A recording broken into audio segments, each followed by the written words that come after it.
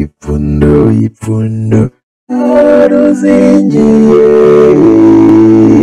Ipundo, ipundo, aruzengiye.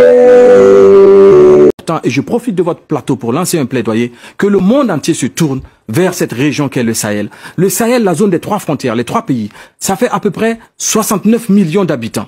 L'Ukraine à côté, ça fait 43 millions d'habitants, un peu plus de 43 millions d'habitants. En l'espace de 7 ans, le Sahel avait besoin de 2,1 milliards d'euros pour juguler, réguler, stopper la montée en puissance des terroristes. Le Sahel ne l'a pas eu. En l'espace de 2 mois de conflit russe, le G7 et l'ensemble de l'Union européenne ont mobilisé près de 13 milliards d'euros pour l'aide humanitaire en Russie. Et encore, asseyez-vous, madame, je vais vous dire une chose. Jamais un conflit n'a mobilisé autant de dons en armement, de facilité en acquisition de munitions et d'armement pour un seul pays en l'espace de si peu de temps. Alors que là, le Sahel crie au secours, cherche à s'armer, à s'outiller. Les armées du G5 Sahel cherchent à se doter de moyens beaucoup plus puissants. Mais malheureusement, il y a des difficultés sur son chemin. Il est important que l'on comprenne tous ensemble que tant que le Sahel ne sera pas en paix, aucun pays, aussi loin soit-il, ne sera en paix.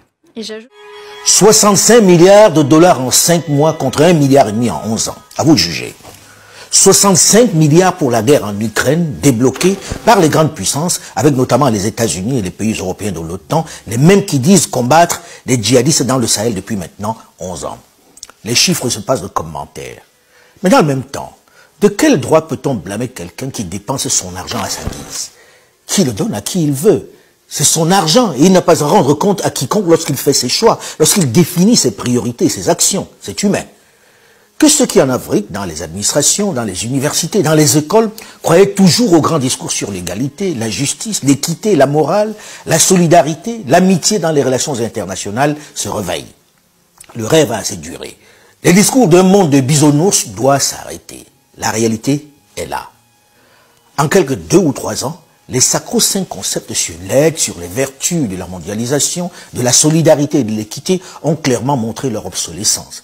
Avec d'abord la pandémie de la Covid-19, où chacun s'est d'abord occupé de lui en fermant ses frontières et en fabriquant ou en achetant en priorité des vaccins pour sa population.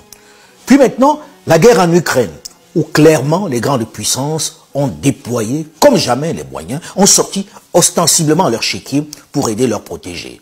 Celui qui symbolise leur idéologie, la tête de pont de leur stratégie de conquête vers l'Est.